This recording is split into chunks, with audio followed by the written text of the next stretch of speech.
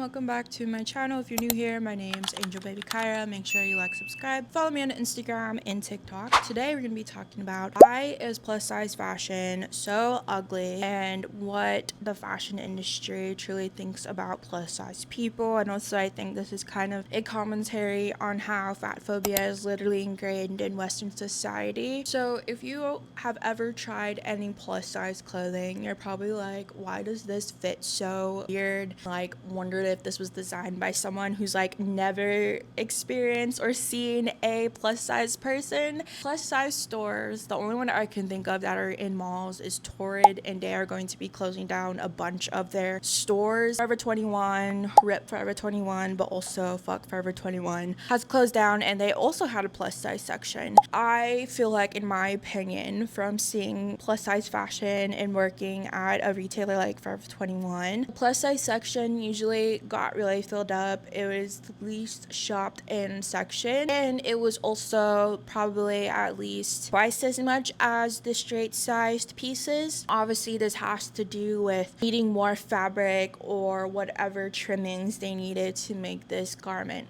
A lot of the designers or big retailers like Forever 21 and other fast fashion retailers that carry plus sizes, they tend to just scale up regular or normal size, straight size clothing. Too often designers just scale up straight size patterns instead of creating unique blocks for curvy shapes. So let me show you an example. So when designers go to the drawing board and they're like, okay, let's come up with this cute line of dresses or whatever, right? They start with patterns that look like these, and they come in various sizes, obviously.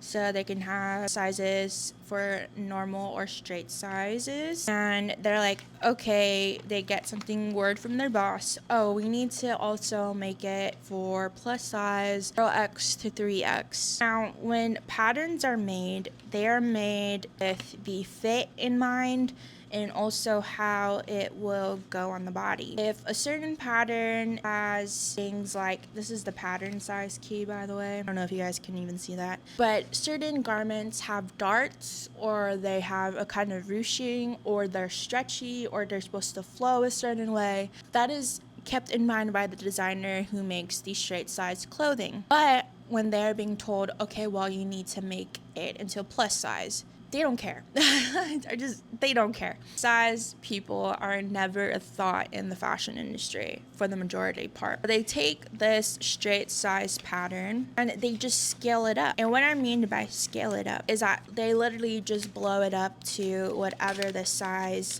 requirement is for plus size clothing. So they take this pattern, something like this. I don't know what this is for, honestly. It's probably like a dress or something. They take this pattern, and then they start making patterns for 0x, 1x, 2x, 3x, and so on, however big they need it. But they don't take in consideration how would this fit on a plus size body. Fashion designers, when they are making clothing, they consider who is wearing the clothing. At least they should. And I think that a lot of these fashion designers just don't think plus size people should have clothing, because if they did, they would understand that plus size people, just like straight size people, come in a variety of body types and body shapes. You can't please every single person. You can't adhere to everyone's single body type. No, you can't. However, you can do things that show that there's still some thought into the process of making plus size clothing. Now, I also want to talk about how there's not a lot of plus size options in general. And then when you take that into the alternative space, and I'm talking about alternative space because it's the kind of space that I'm usually in, you hardly find anything for plus size clothing. Now, fat phobia will say, why don't you just lose weight and then you won't have a problem with finding clothing? Okay, say they're in the process of losing weight. Losing weight takes some time. Been the quickest loss of weight from a calorie deficit and exercising every day vigorously will probably still take a couple weeks or a month. So what are they supposed to do in the meantime? Not have clothes for themselves? What are fat people supposed to do? Just not go outside?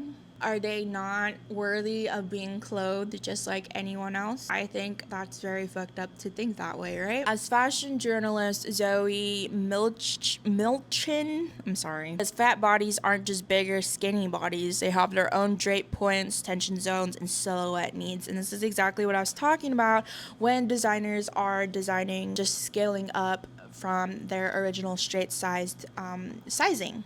Result: pinching under the arms, gaping at the hips, and waistlines that sit nowhere. It's like wearing a potato sack with holes in awkward places.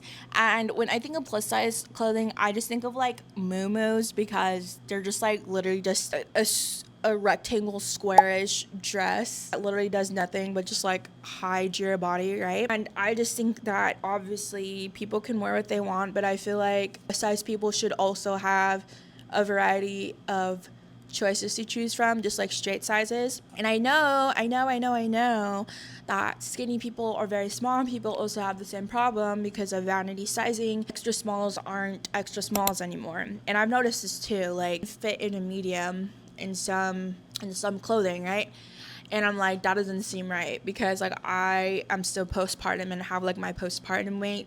I don't think I should be fitting like in a medium, and then sometimes I'll like not be able to fit in an extra large, and I'm just like, what is this sizing? Like, I don't even know what the sizes are anymore. But as of right now, I'm pretty sure I'm a size 14. I'm pretty sure, but again, I can't tell with these fucking sizes anymore. Also, we gotta talk about like cheap fabrics equals cheap fit, and this goes with for straight size clothing as well, not just plus size clothing. But I feel like obviously if people are skipping on actually sizing the patterns right for and considering plus size body shapes, obviously gonna skip out on quality fabric and whatever else to make plus size clothing. And obviously a lot of the majority of fashion that people consume is fast fashion, so the quality isn't always there. Obviously a lot of time they still find ways to cut costs with even a cheaper fabric than the straight size clothing uses. Cost cutting is always put first when designing and creating clothing for plus size people. Extended sizes need more yardage and bigger shipping boxes, so brands tend to skip on fabric quality and quality control. You end up with flimsy knits that peel after one wash and seams that burst mid Zoom call. And I noticed this too working at Forever 21 and also seeing that plus size clothing. We had the regular size clothing or the straight size clothing. There was a difference sometimes. Like I did notice that they tended to use a different material for maybe a dress, right? The dress that was being used for the straight size clothing was like this cotton blend, and then the plus size clothing with the same garment but plus size was made out of like this cheap like polyester. And no, polyester isn't inherently bad or inherently cheap, but this one was already like the threads already coming out. It looked really poorly made, and it wasn't just one dress, it was like all of the dresses. And plus size shouldn't mean plus cheap. If someone's paying $50 for a top, we'll want materials that hold up, right? And be clothed, like just like basic things, basic necessities, just to have clothing that actually fits. Also, plus size clothing, like I mentioned earlier, is more expensive than straight size clothing due to the yardage, but also they're just like skipping out on cost anyway. So it's just like, how does that work? Now let's talk about the marketing aspect, because marketing femme here. Marketing in the shadows. So I don't know if you guys noticed this about clothing stores or retail stores. The plus sizes tend to be in the back or somewhere where you don't really see it. In my example, because I'm using Forever 21 that I worked at as an example, the plus size was upstairs away from everything else near the sales section, right? And near men's clothing and near children's clothing. Here are the categories that never really sold and we had a surplus of. There's this invisibility cloak. Only 0.1% of luxury and premium apparel even labels a size, despite 2/3 of American women wearing it. In store, you'll find racks shoved in a corner. Online, you need a secret link just to see the collection. And it's like brands don't want fat folks to know that they exist or that they can be clothed. They kind of keep it like in this weird, like not marketing marketing it towards the audience that actually needs the clothes for some reason. It's almost like brands don't want to be associated with a size or having like a plus size section, which is like so weird to me. Obviously, all of this is rooted in fat phobia's role, and fat phobia is something that we see time and time again. We have Ozempic, we have Wegovy, and for transparency, I will say I am on metformin, but I've not been exercising because I have been in depression, and postpartum depression fucking sucks. Okay, so some people are on this medication to lose weight, and it was obviously a push, and obviously I felt really pressured to do it. I have been plateaued for a while, so I just need to be in a calorie deficit. Not today. This thinness has always been pushed on us. Heroin chic in the 2000s have been pushed on us. Since I was a small child, I have always seen thin bodies be praised. Even when people are not what you would call fat or obese, people still call these mid-sized people fat or plus size and obese. And fat isn't a dirty word. Fat shouldn't be offensive. It's just a description of people, and I feel like people using the term fat to reclaim it and, you know, call themselves that, and it shouldn't be a negative word. I think that's a really empowering thing to do. All of this is wrapped up in a more habitual problem, Western fat phobia, and since the 19th century, larger bodies have been coded as immoral or lazy and ugly. That bias still drives decisions about design budgets, store layouts, and marketing spend. And also, people just love to hate on fat people. Fat people can be doing anything, and someone will comment that they need to lose weight. A fat person could be eating a salad, and the first thing people say is that you're not actually eating that salad, you're eating a Big Mac after. The fact that like fat people in plus size bodies cannot do anything right, everything they do is annoying,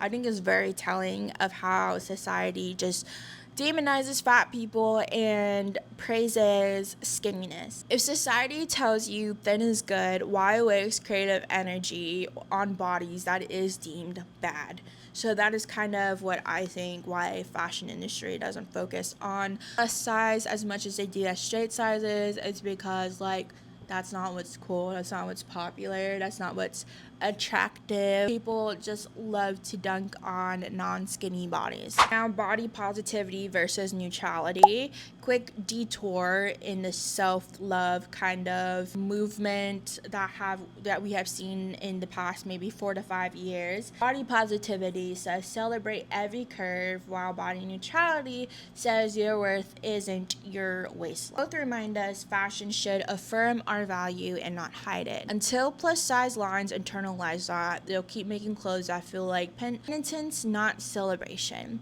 Now, I think body positivity could be really toxic, as we see very, very morbidly obese people use the body positivity. While body neutrality, in my opinion, tends to focus also on the function of bodies, and if your body is able to keep you standing or walking or going to the store, your body is functional. If you're going to the store and you're picking up stuff, is your body functional? I think that's what body neutrality tends to focus on. There are some brands doing it right, like Savage X Fenty, Universal Standard, Eloquy. There are also alternative brands, Tunnel Vision, but I don't fuck with Madeline Pendleton. She blocked me for like literally no reason on my account that had like less than 300 followers at the time, but whatever. And it's harder for small brands to like make extended sizes, you know, because a lot of people don't know about a small brand, obviously, especially plus size people. You just think like, oh, small brands don't really cater to them. There are, like I said, some labels leading the charge. Savage X Fenty invests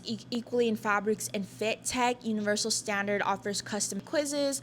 Eloquy collaborates with plus size pattern makers. These brands prove that sound inclusivity can coexist if that brand actually gives a fuck about plus size people. It's profitable to happy seeing customers spend more, and then they tell their friends. You want to be like, not everything's for fat people, not everything's for plus size people. Yeah, but they don't have anything in the first place. Like, having clothing shouldn't be a very fucking controversial thing. Why is that so fucking hard to grasp? Like, I don't get it. For the industry, I'm talking to the industry right now. What do we want? Dedicated plus size pattern blocks, quality fabrics on par with straight sizes, equal marketing love, photo shoots and ad budgets. Also, not just displaying 0x, 1x type of plus size bodies, that also tend to cater towards the skinniness or having an hourglass figure. Not all plus size bodies are like that, and I've seen this in mannequins at Forever 21